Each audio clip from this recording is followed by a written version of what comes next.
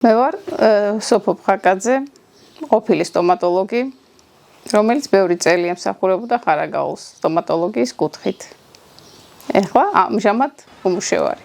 ჩემი კაბინეტი უკვე აღარ აკმაყოფილებდა სტანდარტებს, რაც იყო მოთხოვნა ჯანდაცვის სამინისტროდან.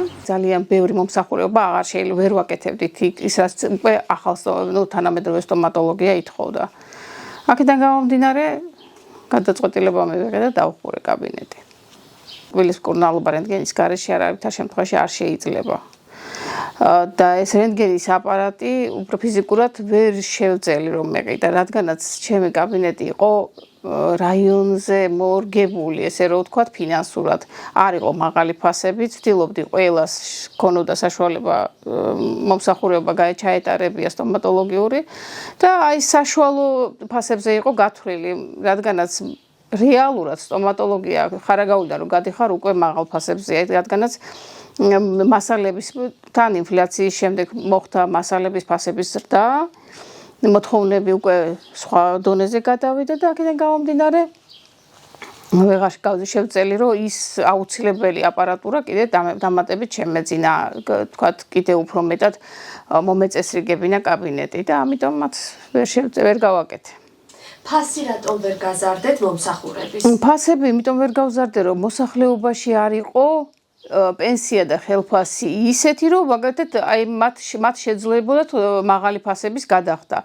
შეიძლება ერთ კატეგორიას შეძლებოდა მაღალი ხელფასის მქონეს, მაგრამ აქ იყო პენსიონერი, აქ იყო სოციალურად დაუცველი, აქ იყო დაბალ ხელფასიანი ადამიანი, რომელსაც ფიზიკურად ვერ მოუმატებდი, იმ ხელაფას ვერ გადაიხდიდა, ხო? და ამიტომ საშუალო ფასები იყო და ამ საშუალო ფასებმა ვერ შეძლო კაბინეტის გაუმჯობესება. 20 ლარი ღირდა კბილის ამოღება. როცა უკვე ზესტაფონში, ხაშურში, თბილისში აღარ მაქვს საუბარი, 20 ლარი სასაცილოდაც კი არავის ყოფნა. შეიძლება აი ესე ვიღაცამ გაუწიოს ანგარიში და შეიძლება ისე ამოუღოს, რომ თანხაც არ გამოართოს, მაგრამ საშუალოდ 20 ლარი კბილის ამოღება და მკურნალობა ეს ძალიან დაბალი მკურნალობა იყო 70 ლარი, როდესაც თბილისში 150 ლარიდან იწყებოდა მკურნალობა კბილის.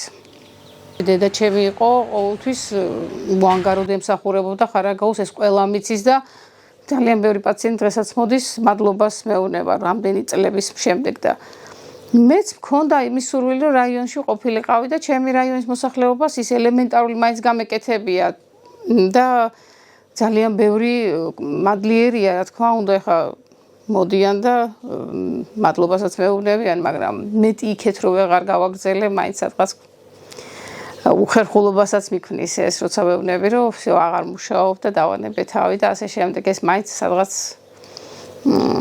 ესე მშრალად რომ დახურავ და გამოხვალ, ეს ძალიან რთულია საერთოდ.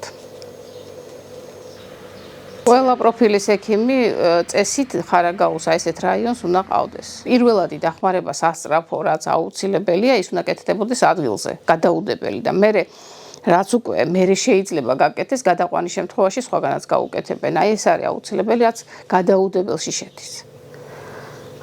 ბევრი კარგი აქვს, რა თქმა უნდა, კარგი სასწრაფოს ექიმები გვყავს, ექნები გვყავს, საავადმყოფოში კარგი ლაბორანტები გვყავს, კარგი კარდიოლოგი, ფტიზიატრი, მაგრამ ეს არის ერთეული და არა მრავალპროფილური. ყველაფერი არ კეთდება. რაიონია ძალიან ტერიტორიულად პრობლემურია, აი ზამთრის პერიოდში განსაკუთრებით რთულია აქედან პაციენტის გადაყვანა. თუ თითოეულობაა მაინც განსაკუთრებით და აი რაც მე მქონდა შემთხვევა, დედაჩემი ცუდად გახდა და თოვლი იყო და ძალიან გაგვიჭირდა გაყვანა. სასწრაფომ გადაიყვანა ზესტაფონში და აქ რო ყოფილიყო ადგილზე მრავალპროფილური საავადმყოფო და ყველაფერი მომსახურება, რაზე წავიყვანდი ზესტაფონში დავტოვებდი აქ და ჩემსაც უკეთესი იყო ზესტაფონიდან არ მომიწევდა ხარაგაულში ყოველდღიურად ჩასვლა და ამოსვლა. ეს არის დიდი პრობლემა. სამწუხაროდ.